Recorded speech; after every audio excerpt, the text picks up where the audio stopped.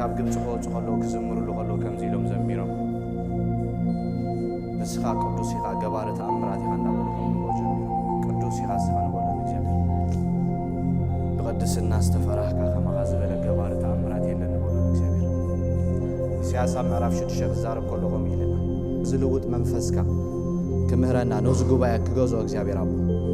እግዚአብሔር ናይውን ከናፍሬ ክትንክፍ ይጽልልኹ ነዚ ህዝብ ዝውን እግዚአብሔር ከምትኒ ሊድያ ልባ ዝኸፈትካላ ብስ እግዚአብሔር ልቡ ክፈት ይጽልልኹ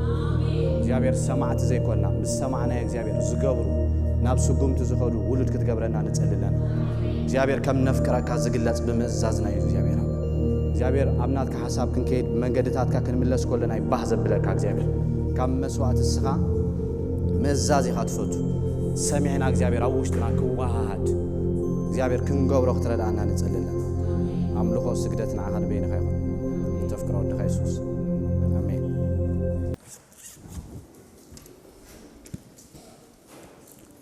ከመይ ቀኒኹም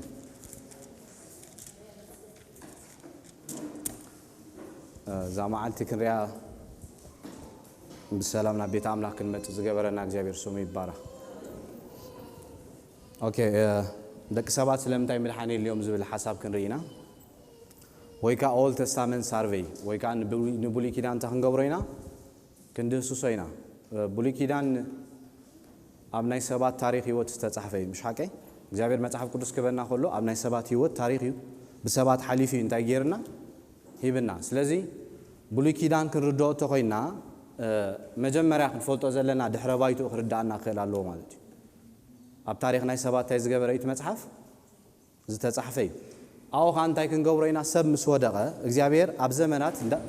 ሰባት እንዳሓረ ሰባት እንዳመረጸ እንታይ ጌሩ ነይሩ ኣብ ዘመኑ ንዓና ካብ ጸልማት ናብ ብርሃን ክመልሰና ብዙሕ ስራሕ ከም ዝሰርሐኻ ክንሪኢና ንክርስቶስ ክንደለይና ኣብቲ መጽሐፍ ኣብ ዮሐንስ ምዕራፍ 5 እንታይ ዝብለና ናይ ዘላለም ህይወት ትረኽቡ መሲልኩም ስነተን ጽሑፋት ታይ ትገብርዎን ኣለኹም ትመራምሩዎን ተን ጽሑፋት ብዛዕባ መን ይንዛረባ ብዛዕባይ ስለዚ ንክርስቶስ ኣብ ነፍስ ወከፍ መጽሐፍ ካብ ዘጻት ካብ ዘፍጥረት ጀሚርና ክንደለይና ማለት እዩ አንደም ብድሕሩ ስም ዝተረዳእና ነቲ ቃል ሰሚዕና ኣብ ህይወትና ከነዋሃደለና ማለት እዩ እግዚአብሔር ሓራ ዘውፀና ካብ ጸልማት ናብ ዘገርን ብርሃን ዘእተወና እንታይ ክንገብር እዩ ክንነብሮ እዩ ካልዕ ወላ ሓንቲ ዕላማ ይብሉ መጽሐፍ ቅዱስ ገሌና ንምድሓን ገለ ክንብሎ ንኽእልና ክጅምር ከሎ ብምንታይ ጀሚሩ ብምእዛዝ እዩ እግዚአብሔር ክሰርሐና ከሎ ፈጥረና ከሎ እንታይ ደሊና ክንእዘዞ መንገድታቱ ክንከይድ መንገድታቱ ክንማላለስ ማለት እዩ ስለዚ ከም እንዳገበርና ክንረይና ማለት እዩ ኦኬ አቀማምጣ መጽሐፍ ቅዱስ መጀመሪያ ክንረይና ናትና መጽሐፍን ናይ አይሁዳውያን አቀማምጣ መጽሐፍን በበይን እዩ ሓደ ዓይነት መጽሐፍ ኢና ንጥቀም ክልቴና ግን እንታይ አቀማምጡ በበይን እዩ ኢየሱስ ክርስቶስ ኣብ ማቴዎስ 23 ተሪና ሓደ ሐሳብ ተዛሪብ ነይሩ ምሽ ዝክሮዲና ካብ ደም አቤል ጀሚሩ ክሳብ ደም ዘካርያስ ስለዚ አው ዛረቦም ዘሎ እንታይ ናቶም መጽሐፍና አይሁዳውያን ካብ ዘፍጥረት ኣብ ዘፍጥረት ምዕራፍ 4 ከይና ክንሪኦ ከለና አቤል ቃየልና አቤል ከም ዝቆተለ ኢና ንርምሽ ስለዚ ደም አቤል ኣብ ዘፍጥረት ምዕራፍ 4 ከም ዝፈሰሰ ናብ እግዚአብሔር ከም ዝጠራዐ ይነግረና ቃል እግዚአብሔር ማለት እዩ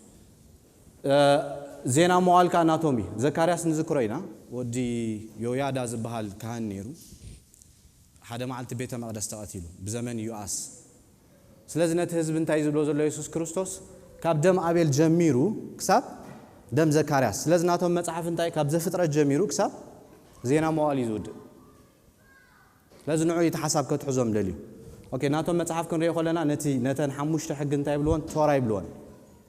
انت من صحفني زين حموشه مصحف موسى زصحفني تورا يبحال حقي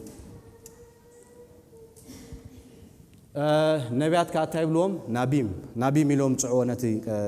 ትንቢት ማለት እዩ ነቶም ቀዳሞት ነቢያት ኢያሱ መሳፍንቲ ሳሙኤል ቀዳማይን ካላይን ነገስን እንታይ ኢሎም ጽዖም ቀዳሞት ነቢያት ብሎም አባና ገሊዮም ኣብ ታሪኽ እዮም ዘለውምሽ ኣብ ታሪኽ ቦታ እዮም ተቀሚጦም ዘለው ክንረይና ትናትና ዳሕራይ ካላይ ነቢያት ዝበሃልካ ኢሳያስ ኤርሚያስ ሕዝቅኤል ቶም 12 ነቢያት ካ በዓል ኦብድያ ዮኤል አሞጽ ሆሴ እንዳበለ ማለት ንኹሎም ካው እንታይ ገይሮም አሉ አቀሚጦም አሉ አብትናተም ናቶም ካላይ ነቢያት ይባሃል ማለት እዩ አምናትና ከምንታይ ተቀሚጡ ዘሎ ትንቢት ተባሂሉ ጥራይ ተቀሚጡ ዘሎ ማለት እዩ ኦኬ ጽሑፋት ካብሎም ከቲቡም كتيبهم كا قطماوي مصحفت خوينو داويد مثالي إيوب إلو أقامي تقول بناتهم مالتي تنحموش تقولات زبالها محلي روت دوقع إرمياس مكبب ويكا أستير مالتي أستير أبناتنا من تايزولو أب تاريخ يزولو أبناتهم كنا من تايتهم ولو أب صحفات سلاس تاريخ مصحف ترينا دانيال أبانا أب تنبيت يزولو أكمش دانيال كن ريو خلنا خنم ببو خلنا أب تنبيتي نرخبو أب تناتهم مصحف كتكير كلها خاجن أم من تايركب أب تاريخ أو مصحف يزركب عندن إزرا نهمية بعد إزرا نهمية أبانا أب تاريخ تقميتو مالو زينا موالكا أبانا من تاي تقميتو له أب تاريخ تقميتو له مالتي فزي يسكرسو ساماتي إسران سلسل زاربهم زلو نتهم نزبنتاي كابدم أبيل جميرو كسامن كساب زكارياس بمولو أبتي مصحف استجبره دم زفسسو كله كامن كدلي كابز تولد كدلي يزولهم زلو مالتي اوكي ناتنا هنا نريو هلناها حق نبلو مش تنا حموش ناي مسوتن تورا نبلان مالتي كابز فتره جميرن كساب زداغن انتي نبلان حق نبلان تاريخ كاب إياسو جميرو كساب أستير انتي لنا نتوعو بانا تاريخ لنا نتوعو مالتي قتم إيوب داويد مثالي مكبب محلي بوتري زي كأني قتم نبلو مالتي نبيات كاب إسياس جميرو كسامن كسام ميلكي أصابنا تقميت الله مالتي سلازة حدا عينت مصحفين أمسوم نتكم جن الصوم جن انتاي تاك أمامتون بوتون كابناتنا انتاي زخوني فليز بلا مصحفي مالتي أوكي أبزرين نهار يوم كلنا زوم نبيات بمولهم بعد إسياس إرمياس جمير كبمولهم بجكا دانيال هاجي زكارياس ويميلكياس كلهم عم انتاي منيرهم أبقى دامين كلاين نجست مالتي أو استفدت أمي أبز استفدت أمي كنتيو قدامين كلا النجست ناي 385 عام تاريخ له أبانا خنحزو خلنا حتى يرمش كان بابا خلنا واحد يزمسل جن ناي 385 عام كبابي تاريخ زحزة مصحفي فالزوم كلهم نبيات أول له مغنيات كنذكره خلنا نابنت إسياس تيلنا إسياس بزمن منيبل بزمن يوتا من دابل يجمر حزقياس أهاز ندابل نوتهم نجستات تيجورم أو يغمضهم كلهم توم نجستات أب قدامين أب كلاين زلوا نجستاتهم. أوكي قداين ساميل كنري خلنا بعد داويت أو خمس تصحفوا داويت أو خمس نبرمش بعد مثال مكب محلي أب نجس يوم تصحفهم سلومنا بينيهم أب نجس ينيرمش داويت مسموته دحر داويت نتعنكس نزح حزامني سلومني لازم نزينا ببحد انتين دا قبرنا كنريو دا حسسنا وشت انداتنا كنرينا مالتي اوكي እግዚአብሔር አምላክ ሰማይን ምድርን ከፈጠረ ኮሎ በ4004 ዓመተ ምህረት ከም ዝነበረ ሰባት ይዛረቡ ማለት ኦኬ አብ ዘፍጥረት ምዕራፍ 1 ኸይና ንሪኦ ኾለና አምላክ መጀመሪያ ሰማይን ምድርን ፈጠረ ምድር ድማ ባዶን ጥራይ ነበረት ጸልማት ካብ ለልማዓሞ ይዝንብ ነበረ እንዳበለ ይዛረብ ካብ ምዕራፍ 1 ክሳብ ምዕራፍ 2 ናይ ቲዮሪ ጋብ ከም ዘሎ ይዛረቡ እዮም ገሊኦም ታይሎም እዮም ዛብኑ ገሊኦም ኖ ጋብ ይብሉ ታሪክ ዝባሃል እዚ ጋብ ዝባሃል የለን ገሊኦም ካ ናይ አሽሓት ከም ዝንሕና حزنيا زلنا أبز مالتي قال يوم كان يمتى يلوم يحسبوا ناي ميليونز قاب بالو يبلو لازم زيابير مجمع أنتايو سماين مدرن كم زفترة ب4 بي سي زبازو زسامام على حسابي مالتي لازم أبز فترة كاب زفترة معرف حموشن معرف شديشن كينا هريو خلنا ناشحن 300 عامت قاب بالو أبتخلته معرف لازم سبنتين دخونه متي سمستفترة كبازح جميل لا تبازح مسكر حتيات كجبر مجمر እግዚአብሔር ንሰብታህ ገብሮ ደልዩ ካብ ምድሪ ከጥፎ ደልዩ ድሕሪ ክንደይ ዓመት ይኸጥፎ 1300 ዓመት ምስ ገበረ እንታይ ኮይኑ ማያሂ ከም ዝመፀ ይነግረና ቃል እግዚአብሔር ማለት ኣብቲ ምዕራፋት ንባዕሉ እንታይ ኣሎ ናይ ሸሓት ጋፕ ኣሎ ገሊኡ ምዕራፋት 2003 ድሕሪ ማያሂ ምጅማር ስልጣን ሱመርያን ዝበሃል ህዝብ ኣብ ኡር ከለዳውያን ኣብ ኢራቅ ንብሎ ዘለና ህዝብ እንታይ ገብሩ ጀሚሮም أب عرارات يا عريفات أمريكا مش كومدي زبلنا معرف شو منتظر فترة كينا هريه ولا أب عرارات زبها البوتا تامركب كم زعرفت سلازم كاونيو جميرو دقي نوح كم استبتون كم نبي كم زمت أنا بأفريقيا جزء هم زمت سام أب على العراق كم استرفه يافت نبع الأوروبا كم زخده كاو جميرو سبن تخبر جميرو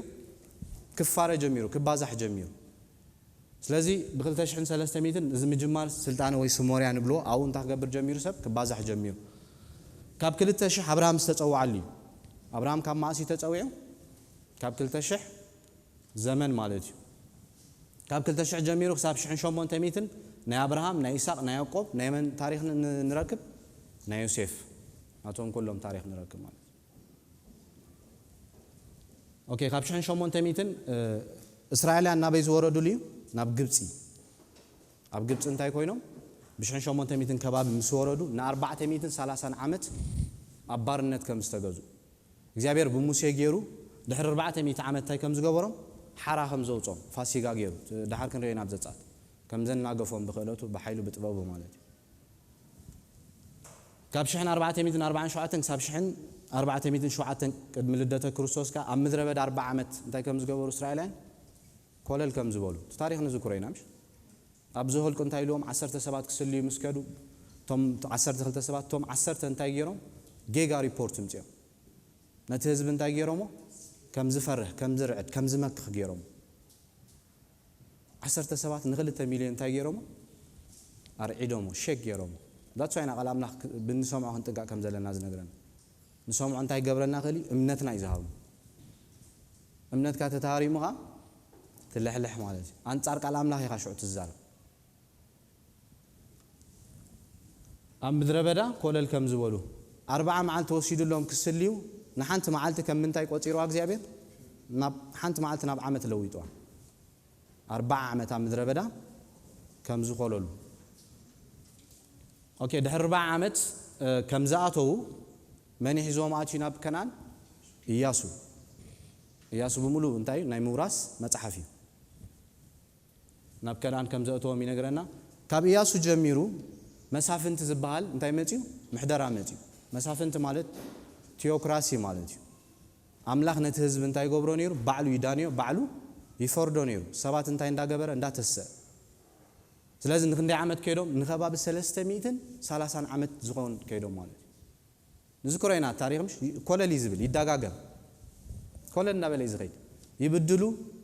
ይምለሱ ጃጅ መስፍነ ተሳሎም ይብድሉ ኮም እንዳበሉ ንክንደይ ዓመት ኮሊሎም ን330 ዓመት ማለት ብድሕሪ ወጻኒሖም እንታይ ኢሎም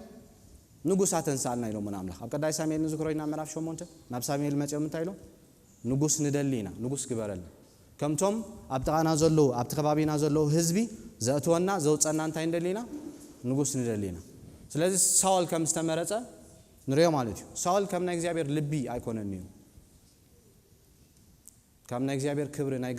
ናይ ገዛ ርእሱ ተደላ ዝደሊ ንጉስ እዩ ካብ አምላኽ እንታይ ዝነበረ ኣዝዩ ዝረሓቐ ኣብዘይ ግቦ ግዜ መስዋዕት ምሰወ እንታይ ገይሩ ሳሙኤል መንግስትኻ ተቆሪጻ ንኻልኦት ሃይባላ ምስ በሎሲ በጃኻ ኣብዚ ህዝብ እንታይ ግበረኒ خبرني እግዚአብሔር ገዲፍካ እንዳበሎ እቲ ጽሊልልካ ዝነበረ ካባኻ ተኣልዩ እንዳበሎሲ ነቲ ህዝብ ይሓስብ ነይሩ ከመይ ዝሕዝን ንጉስ ነይሩ ስለዚህ ታንክስነት ናብ ምን ሽፍት ክትገብር ኮላ ንሪያ ኣብ ቀዳማይ ሳሙኤል ምዕራፍ 16 ናብ ዳዊት ወዲ እሰይ ከም ዝልበ ይልወሉ እንታይ ዝገብር حساب እግዚአብሔር ዝገብር ብዙሕ ድኻም ነይሩ ወይ ኮት ሰባይ ብዙሕ ሙራድ ምን ዲያ ብዝሐለፈ ንጉስ ግን ልቡ ተናቱ ውሽጥ መንነቱ እንታይ ነይሩ ንአምላኽ ክሕጉስ ዝጽዕር ሰብ ነይሩ ናይ እግዚአብሔር ክብሪ ወይ ካ እግዚአብሔር ክኸብር ዝቐን ዝነበረ ንጉስ ምስባት ሰብ ሓጢያት ምስ ገበረ መንነት ናይ እግዚአብሔር ከኢለዮ ይፈርዩ ንግስነት ይኮነ ትንግስነት ተወሲዱ ጉዳይ ይኮነ መንፈስካ እንታይ አይትግበረለይ አይትውሰደለይ ስለዚህ ታቤተ መቅደስ ሶሎሞን ከም ሰራሐ ሪና ያለና ታንክስነት ንሶሎሞን ከም ዝሃቦ 40 ዓመት ዳዊት ከም ዝመርሐ ነቲ ህዝቢ ብጽድቂ ከም ዝዳነዮ ቃል እግዚአብሔር ነገረና ብድሕሮ መን ነታንክስነት ሒዝዋ ሶሎሞን ቀልጢፉ ሽፍት ክገብር ኢና ንሪዮ ቀልጢፉ ክእለ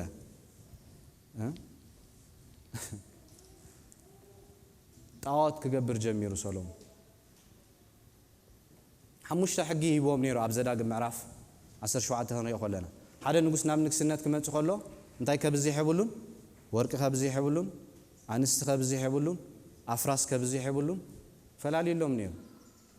እንደገና ወደ ዓድ ኾናሎ ነቲ ቶራ ካንታ ክገብረሎ ኣብ ኢዱ ክሕዘሎ ዴይ ናይት ከምብበሎ ሰሎሞን ነዘን ኩለን ይፍሪሶን ስለዚህ ብሰንኩ እንታይ ኮይና ብሰንክ ናይ ሰሎሞን ኃጢአት እታ መንግስቲ ኣብ ክልተ ተኸፊላ እንታይ ተባሂለን ተኸፊለን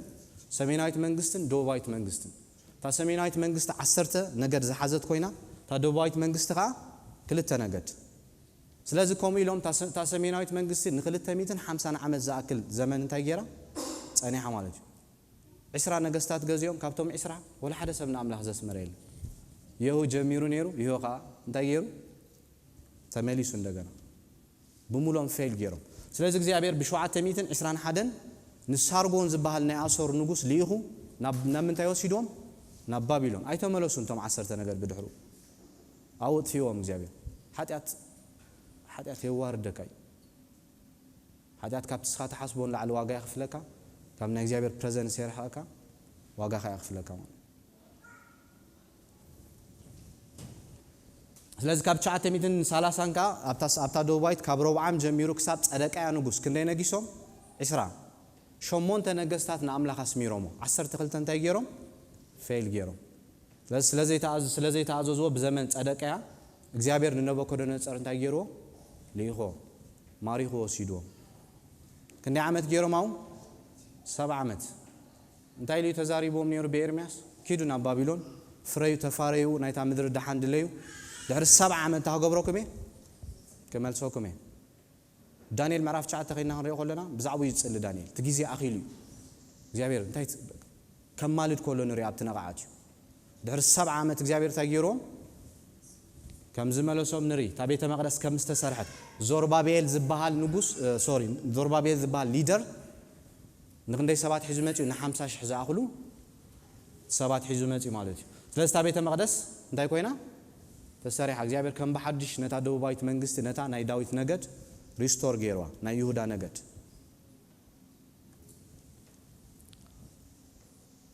እቲ 400 ዓመት እንታይ ድምጽ ዘይነበረሉ ኣብ መጽሓፍ ቅዱስ ንኸባቢ 800 ዓመት እግዚአብሔር ርእሱ ዘይገለጸሉ ቦታ ኣሎ ኣይነበረን ማለት ኣይኮነን ካለ ነገራት ይገብር ነይሩ ኸውን ይኽእል እዩ ኣብ መጽሓፍ ቅዱስ ናገ እንታይ ዝገበሮ ጸጥ ዝበለሉ ዘይተገለጸሉ እስራኤላውያን ኣብ ግብጽ ኸሎ እንታይ ያገበረን እግዚአብሔር ን430 ዓመት ኣይተዛረበን ጸጥ ኢሉ ኣብዚ ኸዓ ካብ 400 ናይ መወዳእታ ነቢ ሚልክያስ ጀሚሩ ክሳብ ኢየሱስ ክርስቶስ ክሳብ ዮሐንስ ዝውለድ ዘካርያስ ኣብ ቤተ መቅደስ ክሳብ መልአክ ዝግለጸሉ እግዚአብሔር ከም ዘይተዛረበ እዩ ቃል ኣምላኽ ዝነግረና ጸጥ ናይ ጸጥታ ዘመን ሱቕ ዝበለሉ እግዚአብሔር ዘመን ማለት ስለዚህ ካብ 5 BC ጀሚርና ክሳብ 100 ልደተ ክርስቶስ ናይ ክርስቶስን ናይ ሐዋርያ ታሪኽ ንሪኦ ማለት ስለዚህ ነዚህና ክንድስሱ ሕጂ ብድሕረ ባይቱ ታሪኹ ክንሪኢና ምክንያቱ መጽሓፍ ቅዱስ ኣብ ናይ ሰባት ታሪኽ ኣብ ናይ ሰባት ህይወት ሓሊፉ እንታይ ዝገበረ እዩ ዝተጻሕፈ እዩ ኣብኡ ከዓ ንክርስቶስ ክንደልየና ተንጽሕዋት ብዛዕባ መን ንዛረባ ከምታ አንተ ዝበልኩም ብዛዕባ ክርስቶስ ኣብ መወዳእታ ናብ ኣፕሊኬሽን ክንከይድና ተማሂርና ናብ ስጉምቲ ማለት እዩ ኦኬ ኣምላኽ በመጀመርያ እንታይ ከም ዝፈጠረ ይነግረና ቃል እግዚአብሔር ሰማይን ምድርን ከም ዝፈጠረ ኣምላኽ በመጀመርያ ሰማይን ምድርን ፈጠረ ምድሪ ድማ በረኻን ጥራያን ነበረት ጸልማት ካብ ልዕሊ ማዓሞቕ ነበረ መንፈስ ኣምላኽ ድማ ኣብ ልዕሊ ማይ እንታይ ይገብር ነበረ ይዝንብ ነበረ እግዚአብሔር እንታይ ክገብር ጀሚሩ ክንቃሳቀስ ጀሚሩ ክሰርሕ ጀሚሩ መጽሐፍ ቅዱስ ናይ እግዚአብሔር ህላውነት ገለ ዘጠራጥር ነገር ኣይኮነንሽ ምጽኢሉ እንታይ ገይሩ ብለና ሰማይን ምድርን ፈጠረ ብዛዕባ ህላውነቱ ይኮነን ዝዛረብ ብዛዕባ ካልነቱ ይዛረብ ኣምላኽ እንታይ ገይሩ ሰማይን ምድርን ፈጠረ ክፈጥር ከሎ ማንንም ሓጊዝዎ ይኮነን ኣብ ኢሳይያስ 40 ከም ብለና ንመንፈስ ኣምላኽ ምኽሪ ዝሃቦ ሰብ ወላ ሓደ የለን እግዚአብሔር ቃል ክዛረብ ከሎ ቃል ክሰድድ ከሎ ዘየለ ነገር ናብ ህልው ይመጽእ ዝነበረ ኣይጠፍእ ከምኡ ዝገብር ወላ ሓደ የለን ስለዚህ ቃል ክዛረብ መጀመር እግዚአብሔር እንታይ ክኾን ጀሚሩ ነገራት ክንቃሳቀስ ጀሚሩ እዚ ንሪኦ ዘለና ዩኒቨርስ ሰማይ እንታይ ክዝርጋሕ ጀሚሩ መንፈስ ኣምላኽ ኣው እንታይ ክገብር ጀሚሩ ክዝንብ ጀሚሩ መጀመርያ እንታይ ገይሩ ሰማይን ምድርን ከም ዝሰርሐ ይነግረና ኣምላኽ ብርሃን ከም ዝኾነ ኣብዚ ገሊፅኦ ዘሎ ብርሃን ብቐዳማይ ሓዳር ጸሎት ሳሚ ይነግረና ነይሩ ብዛዕባ እዚ ብርሃን እዚ ብርሃን እዚ ዝንሪኦ ዘለና ወርሒ ኮኸብ ኣይኮነን ናይ እግዚአብሔር መንነት ብርሃን እዩ ኣብ ካልኣይ ቆሮንቶስ 4 ክዛረበና ከሎ እንታይ ዝብለና ትካብ ጸልማት ብርሃን ዝፈለየ ኣምላኽ ምስሊ ክርስቶስ ኣብ ውሽጥና እንታይ ገይርልና አብሪልና ዱዙዛ ዝነበርና ኮሚና ነርናምሽ ዝሞትና ዘይን ሰምዕ ካበይ ከም ዝመጻና ናበይ ከም ዝኸይ ዘይን ፈልጥ ኮሙኒና ነርናምሽ ንዕብዳን ዝተለቀናምሽ ኮም ባህሪ ነርናኩ እግዚአብሔር ግን እንታይ ገይሩ ነቲ ቃል ሐቅ ምስ ሰማዕናዮ ምስ ተረዳአና መንፈስ አምላክ መጪው ነቲ ጻልማት ሶጊጎ ካብ ውሽጥና ዝነበረ ጻልማት አልይዎ ህያዋን ኮይና ምስ ክርስቶስ ክንሰምዕ ጀሚርና አምላክ ሐቅ ንሱ ምዃኑ ፈሊጥናዮ ካብ ዝብርሃን ዝተላዕለ ማለት ብድንዛዘን ማላለስ ዝነበርና እንታ ክንገብር ጀሚርና በሐቅ ክንማላለስ ጀሚርና መወዳእታና ንባዕሉ ክንፈልጥ ጀሚርና ምሽ ቀደም ናቤት ከይሪ ካገለ ይሉ ታሕቲና ሰብታይና ንብኔም እንደ አይሃትብል አይትምልስኒ አጅግን ትምልሱ ይሁንሽ አነ መልሰ ሱም ትምልሱ ይሁን እንታይ ክትምልሱ ገይርኩም ወይ እንታይ ክምልስ ገይርናይ ትብርሃን ኣብ ጻልማት መጪ እንታይ ገይሩ አብርሂለይ ትጻልማት ካብ ውሽጠይ እንታይ ኮይኑ ጠፊዩ ደሰም ከምዛ ኣብ ገዛአቲና ብርሃን ምስ ወላዕና ጻልማት ንሱና ማለት አምላክ ሐቅ ንሱ ምዃኑ ክንፈልጥ ጀሚርና ለባማት ገይርና ክቡር ሐሳብ ክንሐስብ ገይርና ትብርሃኒ ትብርሃን ሲኒ ሰብ ናብ ዕብዳን ተለቀዩ ዘሎ ናአምላክ ከም አምላክ ገይሮም ዘይቋጸሮ ብርሃን ስለዝዋሓዶም ናአምላክ ናብ እንስሳ ናብ ለመም ዝብል ዝለወጦ ብርሃን ስለዘይብሎም ንፍጥረቱ ዘምልኹ ብርሃን ስለዘይብሎም ሰብ ወድና ወድ ኸይድ ጓል ናብ ጓል ኸይድ ዝገብሮ ብርሃን ዘይምህላዊ ትጻልማት ይናው ወሲዶ ዝብርሃን እዚ እግዚአብሔር ታገይሩ አውሽጥና አብሪዮ ህያዋን ኮይና ክንሐስብ ንንቃሳቀስ ጀሚርና ማለት ስለዚህ ሽድሻ መዓልት ወሲድሉ ዲቴይል ተፋጣጣራ ክንሪው አይንከኒና ግን ቀዳማይ መዓልት እንታይ ከም ዝነበረ ብርሃን ከም ዝገበረ ካላይ መዓልት ንደበና እንታይ ከም ዝገበረ ንማይ ከም ዝፈላልዮ ታ ዓለም ዛ ንነብራ ዘለና አውሽጥ ማይ በረትዩ ዝነግረና አውሽጥ ማይ ነራ ፈላልዩ ደበና ጠፈር ዝበሃል ገይሩ ዳሕራ ሞዳታ ታይ ገይሩ ንቁጽ መሬት ገይሩ እዚ ሁሉ ንመን ከም ዝሰርሖ ዘሎ ተፈልጦ ከም መጀመሪያ ይፍቅርናኩ ምስ ወዶ ኩሉ ነገር ምስ ገበረ ይጽዋዕና ኣብ መስቀል ፓርቲሲፔት አይገበርና ወላ ሓንቲ ሰራሕና ምስ ተቀጥቀጠ ምስ ተገረፈ ምስ ወሰዶ ኃጢአትና ምስ ለወጠና እንታይ ገይሩ ጀሚርና ትጽድቅ ማለት ካባና ዝተሸንከረለ ዲያመል ኣብ መስቀል ሰብ የለ እግዚአብሔር ኮሚ ካብ መጀመሪያ ክንፍጠር ኮለና ንባዕሉ ነገራት የማዓራረልና ነይሩ ዞን ኮምፎርት ዝኾነ ንዓና ዝምች ኩሉ ስለዚህ ንቁጽ መሬት ታይ ገይሩ ፈሊልና ብድሕሮ ኣብ ተራባዓይ መዓልቲ እዚ ንሪዮ ዘለና ቀትሪ ጻልማት ኢሉ እንታይ ገይርዎ ፈጢርዎ ኣብ ሓምሻይ መዓልቲ እንስሳ ኩሉ እንታይ ገይሩ ፈጢሩ ኣብ ሻድሻይ መዓልቲ ንሰብ ሰሪሕዎ ኣብ ሻውዓይቲ መዓልቲ እንታይ ይብለና ከም ዛዕረፈ ይነግረና አምላክ ከዓ ብመልክዕና ከም ምስልና ሰብ ንግበር ንዓሳ ባሕርን ንዓፍ ሰማይን ንእንስሳ ንብዘላ ምድርን ኣብ ምድሪ ለመም ንዝብልን ኩሉ ለመምታ እንታይ ይግበር ይግዙ በለ ስለዚህ እግዚአብሔር ክፈጥረና ሁሉ እቲ መልክዕ ኣብ ገለገለ ሓደ ሰባ ያለው ቶማስ ድባል ክገልጾ ሁሉ እንታይ ሊገልጾ መልክዕ ማለት በዘመን ዞም ናይ ፐርሺያ ንጉስ ንዝክሮ ይናምሽ ማህተም ገብሩ ሲል ገብሩሽ ኣብትናቶም ቀለበት ኢሜጅ አለው ናቶ ስለዚህ አምጪዮም ነቲ ኢሜጅ ምሳሮ ሙልካ ታወረቀት ኣብ ዝሓስከያ ቦታ ሒስካ ኣብ ዝወሰድከያ ቦታ ክትከይድ ኮላ እንታይ ያጋጥመካ እቲ ንጉስ ከም ዝፈቀደልካ ዝኸላካ ሰብ የለን ናብ ኩሉ ቦታ እንታይ ትገብር ታቱ እቲ ዝበለካ ነገር ካ ትረኽቦ ማለት ስለዚህ እግዚአብሔር እንታይ ገይሩ ብመልክዕ ሰብ ክገብር ጀሪ ዝማቀል ባህርሎ ዘይማቀል ባህርሎ ካብቲ ዝማቀል ባህር እንታይ ክሬቲቪቲ ክንፈጥር ገይርና ምሽ ንፈጥር ኢና ነገራት ምሽ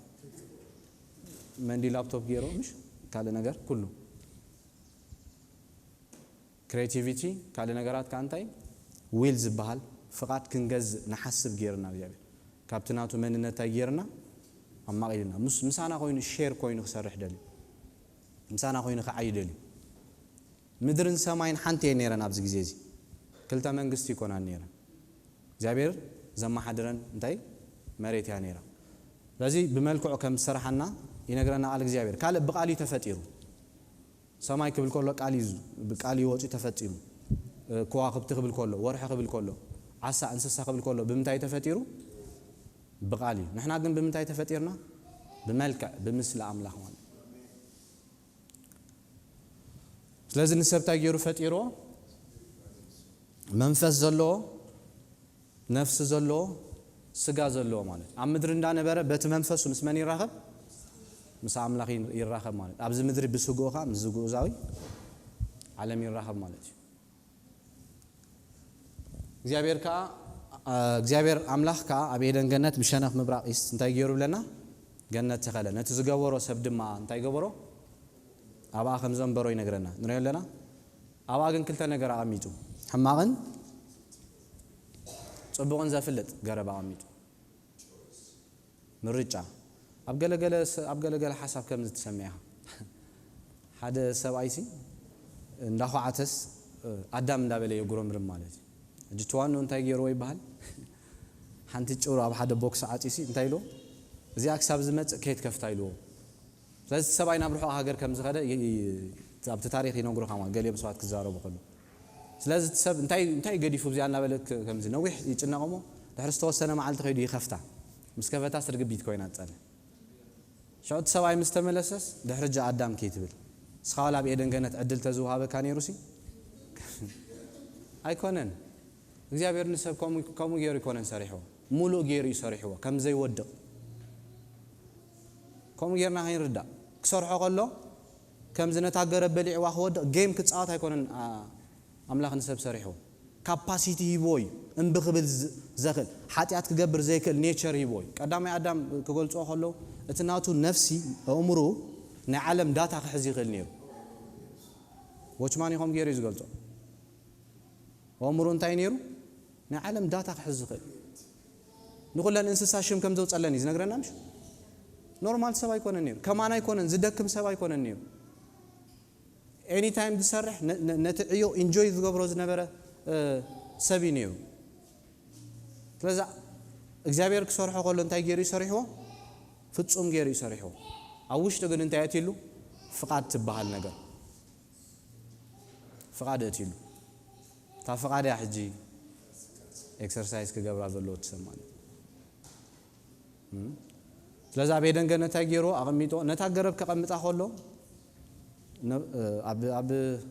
ሮሜ ምዕራፍ 9 ከም ዝብለና ሰራሐ ነቲ ሰራሐ እዩ ንምንታይ ከምዚ ጌርካኒ ምሽ እግዚኣብሔር ከኣል እዩ ኣቐሚጦዋ እታ ገረብ ከቐምጣ ከሎ ግን ክወድቁ ኢሉ ይኮነን ኣቐሚጦዋ እንታይ ገይሩ ግን ምርጫ ሂቦም ናይ ምእዛዝ ኣብ ትሕቲ ቃሉ ናይ ምግዛእ መንነት ክርኢ ደልዩ ሙሉእ ነገር ሂቡ እዩ ግን ፈጢርዎ ከምኡ ክገብር ከሎሲ በቃ ክወድቂኦም ገለ እንዳበለ ይኮነ እንታይ ገይሩ ኩሉ ነገር ኣዕጢቑ እንታይ ኣዳልዩ ፈጢርዎም ማለት እዩ ሕማቕን ፅቡቕን ተፍልጥ ገረብ ናይ ዘላለም ህይወት ስብ ገረብ ከዓ ገይሩ እንታይ ገይርዎን ፈጢርዎን ኣብ ማእከል እንታይ ገይሩ ኤፍራጥስ ቲግርስ ወይ ከዓ ጊሆን ፒሶን 4 ሪቨር ከም ዝገበረ እዚኣ እንታይ ኢና ንብላ ፕሪ ተምፕል ትበሃል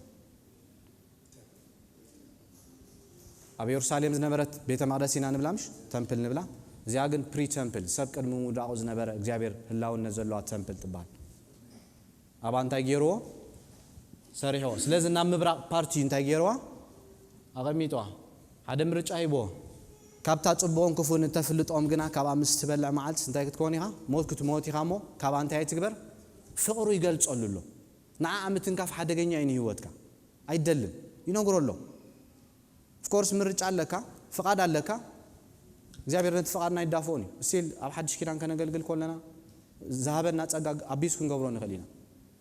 ከነባላሽዎ ንኽእል ኢና ብትክክል ክንሰርሓሉ ፍቓድና ኣባና እዩ ዝውከል እታ ፍቓድ እስቲል እንታይ ትግበራላ ትቕፅላላ ኣብ ሰባት ማለት እዩ ስለዚ ፍቓድ ሂቦ እንታይ ግን ኢልዎ እግዚኣብሔር ፍቕሩ ገሊጹሉ ካብኣ እንታይ ትግበር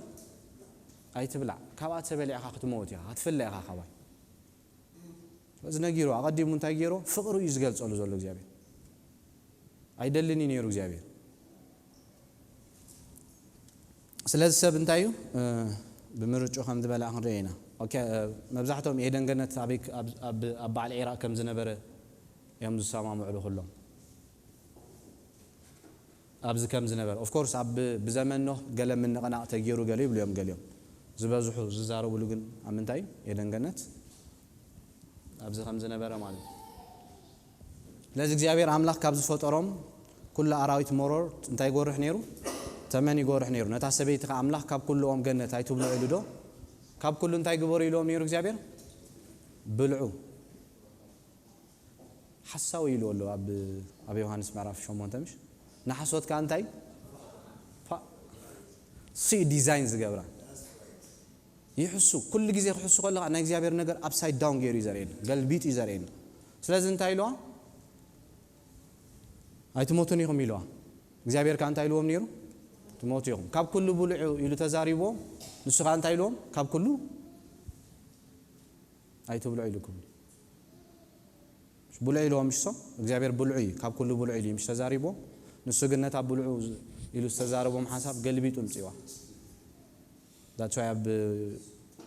أبي يوحنس شومون تبزعوا بس فرسان conversation كجبر كله قويت عن تايلو نيابهم ديابلوس تجبر لهم يلو حساوي نحاسوت كاسون تاي أبايك أديوس علي كوميز جبرنا مش إخبار زبالنا كل جزء أنت أروي زمت على نقل تاني أنا خاين نبر نعمل خامين نهات أو خاين نبل أنت إخبارنا كل جزء أنت أرنا يتقال بارك خاتيلك كم يجرك كنا تاتيري كمان ترى خزر لها زونه ميجرك هتبارك ميجرك هتوت نتخبابي خان تاي جبرك يريكا أنت أروي كل جزء ززارب تاسبيت دما مستزاربا conversation مسجبرت عدل مسحابته تاسبيت دما تعاون مبلعات عم تخينا رياتا نعين تاقات صدقتي تبب ما بتسبقوا مخانا ريا كفريا وسيدان تاي جبرت بلعت مساقا نسبع تاي جبرته هبطه أقبلات نتحسو تايجراتو تقبلاتو يتياتو وشتا حدا جينا علني يا مس حدا حاول تاب ايدن جنت زحسب باز نبر اب سماي كوينو زحسباتا ناملاخ ممسال مرزي اساس ستيل الله يوصتلو نسبات كاسايتيلو كم املاخ كيت كوني ليكو تامرزي كاب زوفان زدربيتو نابانا حيزو امجي ياتيلنا انا كم املاخ كوينا دينا كمان نبزي ترى لي نجارينا تدربينا كم نجابير هلاونا تاي كوينينا تعالي ما يكونن كم أملاك كون ما تزنا برنا برهاني نبعلون تايرنا علينا سلاز كن سوم عيبلنا حساوي وسوزم أن حساب كل جزء تاينا هنقبرو زلنا أبنا أملاك نجارينا تأملاك زبلنا يناتنينا نحجو زلنا سو حساوي كل جزء خو مهم جابير زبلنا كم زفتسم كنا عمنا لنا سلاز وسيلان سبعة كم ذهبوا تخم زبلعو كل يوم عينتهم تاي كم زغنا كم استخفتا قاتل خدون جميرهم نجز عروسهم نجر كعري جميرهم شو حتى مسمى فرح جاجو تجيرو كحبو جيرو نجز عبير هلاو نتزست مع عروز نبورو فترة تجيرو كأو جابير كم زرحق جيرهم قدام آدم وديقي كلا آدم دسيم كم زي تفتينو مش هكمش نعين ناي كبد ناي سلطاني فتينو إذا قدام آدم تفتينون زودقة كلا آدم تفتينون كلا آدم بن فقادو نعملخ زغزيني رؤسنا من زغزينيرو نعملخ قدام آدم بن ناتو دليتات كجبر بجزء رأسي نجارات كعيل وجي خبامنا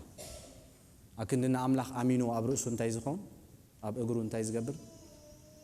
ساميت كجبر زجبا كلمة قد مريض ناتو وين مريض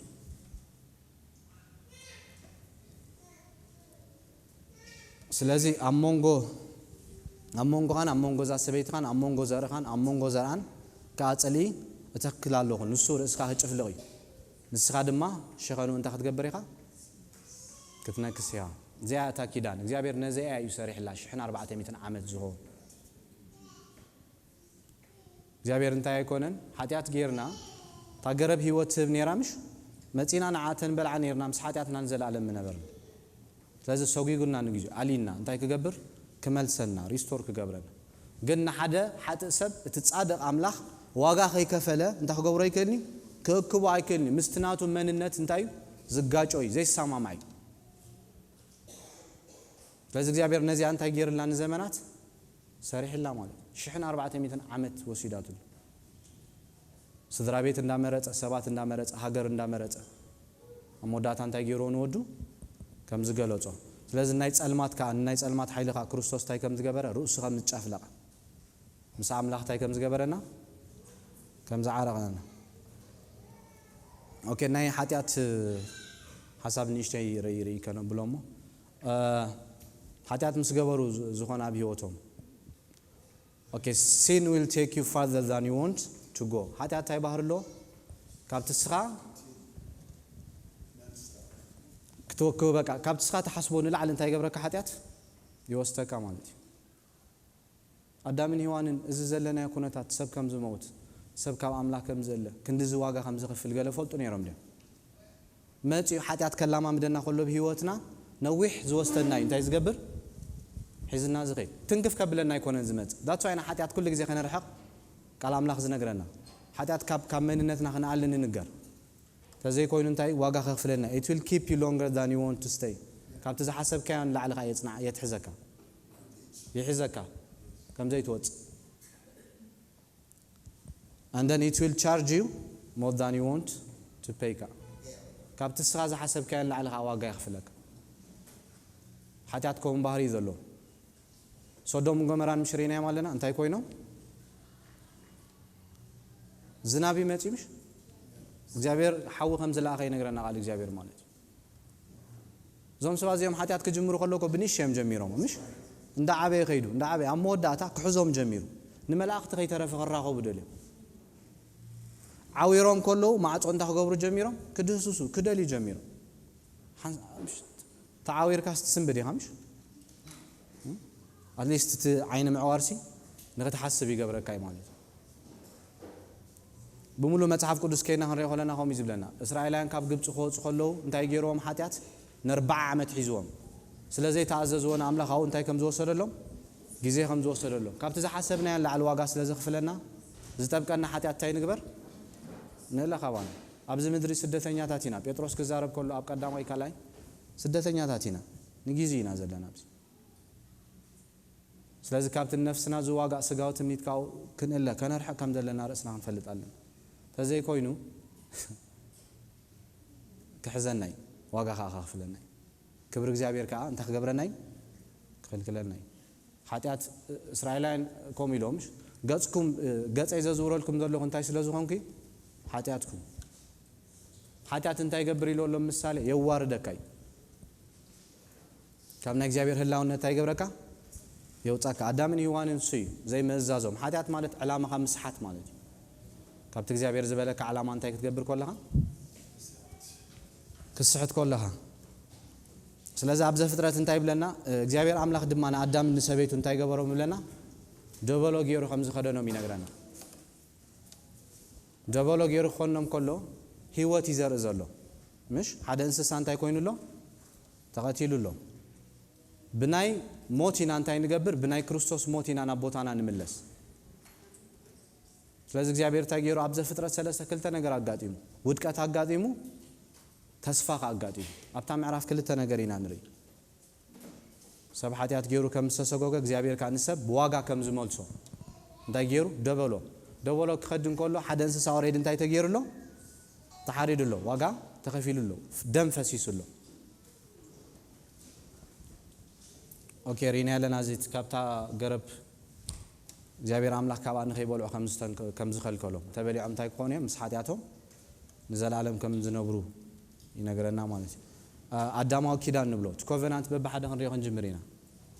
ኣብ ዘመኑ እግዚአብሔር ዝተፈላለዩ ኪዳን እዩ ሰሪሑ እንታይ ገይሩ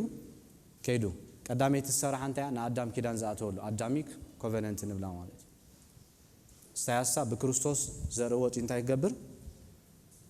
ከመልሶነት ሰብ ርእሱ ክጭፍለቕ ሸኸኑ እንታይ ክገብር ክነክስ ማለት እዩ ኦኬ ስለዚ ሰብን ኣምላኽን እንታይ ኮይኑ ተፈላልዩ ማለት እዩ ሓጢአት እንታይ ገይርና ፈሊልና ካብ ኣምላኽ ሓጢአት ሓደገኛ እዩ እንታይ ገብረካ ካብ እግዚአብሔር ያሌካ ጋብ ተፈጢሩ ብሪጅ ተፈጢሩ ሰብ ኣሎ ሓጢአት ነቲ ሰብ እንታይ ገይርዎ ካብ ኣምላኽ ፈልይዎ ኣምላኽ ኣሎ ስለዚ ኣብ ናብ ምብራቕ ኤደን ገነት ከም ዝተኸለ ርኢና ነርና ኣብኡ ንሰብ ከም ዝሰርሖ ብናይ ኣይሁዳውያን መጽሓፍ እንታይ እዮም ዝብሉ ኣብቲ ናቶም ባህሊ ሙሴ ዝሰራሓታ ቤተ መቕደስ ኦኬ ኣብ ኤደን ገነት ክስራሕ ኮላ ናብ ምብራቕ እያ ነይራ ምሽ ሙሴ ክሰርሓ ኮላኻ ናብ ምንታይ እያ ነይራ ናብ ምዕራብ እያ ነይራ እቲ ዝጠፍአ ሰብ ብመን እዩ ዝምለስ ብክርስቶስ እዩ ዝምለስ እታ ቤተ መቕደስ ብዛዕባ መን እያ ትዛረብ ክንሪኦ ከለና ብዛዕባ ክርስቶስ እያ ክንሪኦ ኢና ብዘፃት ኩሉ ነገራት ክንድህስሶ ከለና ብዛዕባ መን ይዛረብ ብዛዕባ ክርስቶስ ስለዚህ ትዝወፀ ሰብ ብመን ይዝምለስ ብክርስቶስ ቅርጽ ተባላሽ ይዕድ ሰብ ባዕሉ ናብ ኣምላኽ ክብለስ ኣይክእል ክመልሶ ዝኽእል ባዕሉ እግዚአብሔር ሰባት ካ ባዕሉ ይዝመርጽ ንኣሮን ካህን ክኾን ዝመረጸ መን እግዚአብሔር ንክርስቶስ ካብ ሰማይ ወሪዱ ከድሕነና ዝመረጸ መን እግዚአብሔር ኣብ ዘመናት ሰብ እንዳመረጸ ነቲ ሓሳብ ክገብራ ጀሚሩ ሰርሓላ ጀሚሩ ማለት ብቆሚ ጳውሎስ ክዛረብ ከሎ ስለ ነገስታት ክንጽልኽ እንደለና ኣብ ካልኣይ ጢሞቴዎስ ነገረና ሃዲና ክንነብር እቲ ማለት ኣምላኽ ሓደ በይኑ እሞ እቲ ኣብ መንጎ ኣምላኽን ሰብን ዘሎ ማእከላይውን እቲ ሰብ ክርስቶስ ሓደ በይኑ ነታ ተፈላለያ ዝነበረት ጋፕ ዝመላ ነታ ብሪጅ ዝመላ መን ክርስቶስ ጥራይ ኩላትና ሓጢና ክብራ ኣምላኽ ሲና ኢና ካባና ጽድቅ ተገበረ ድሌት ይግበር ሰብ ጽድቅና ጽይቕ ጨርቂ ንኣምላኽ ከስምሮ ይክእል ኦሬዲ ዘርእና እንታይ ኮይኑ ካብ ቀዳማይ ኣዳም ተበኪሉ መጺ ስለዚ እግዚአብሔር እንታይ ገይሩ ሰብ ኣብ ኤደን ገነት ካብ ገረብ ሓጢአት እንታይ ገይሩ ካብ ዛፍ ይምሽ በሊዑ ስለዚ እግዚአብሔር ዕንጨይቲ ከዳሉ ነይሩ ኣብ ዘዳግም ኮም ይዝብለናምሽ እቲ ኣብ መስቀል ዝስቀል ወይ ካብ ገረብ ዝስቀል ሰብ እንታይ ኢሉ ኣሎ ርጉም ይሁን ኣብ ኤደን ገነት ካብ ምንታይ በሊዑ ሰብ ካብ ዛፍ በሊዑ ሰብ ካ the same እንታይ ክኾናሉ ኣብ መስቀል ክስቀል ኣሎ ክርስቶስ ካ ስቀል ከም ዘሎ ይነግረና ማለት ሰብ ሓጢአት ገይሩ ንሰብ ዝመልሶ ካመኒ ሰብ that's why እግዚአብሔር እንታይ ክኾን ተገዲዱ ሰብ ክኾን ተገዲዱ ማለት ኩላትና ስለ ዝተበላሸና ኩላትና ስለ ዝወደቕና እግዚአብሔር ዘይወደቐ ሓጢአት ዘይብሉ ካብ ዘራ ኣዳም ዘይተካፈለ ሰብ ከዳሉ ነይሩ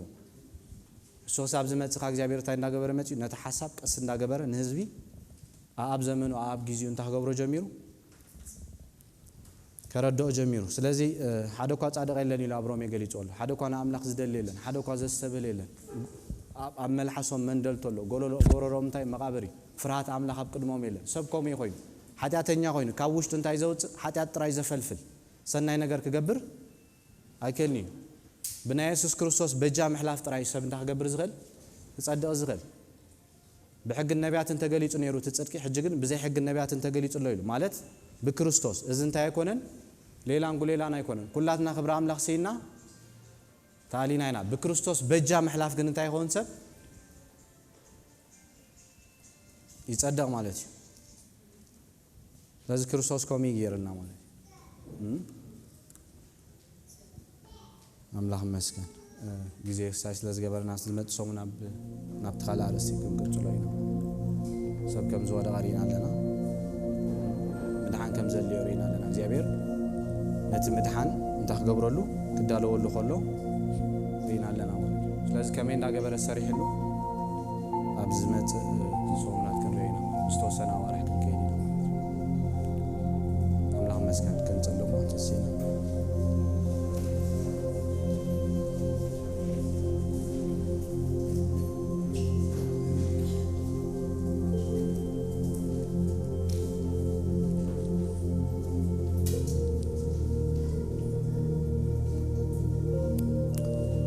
መስገን ክርስቶስ ንባርኮ ነቲ ዋጋ ዝኸፈለልና ሞት ዝግባአና ዝነበረ ሓራ ዘውፃና ክርስቶስ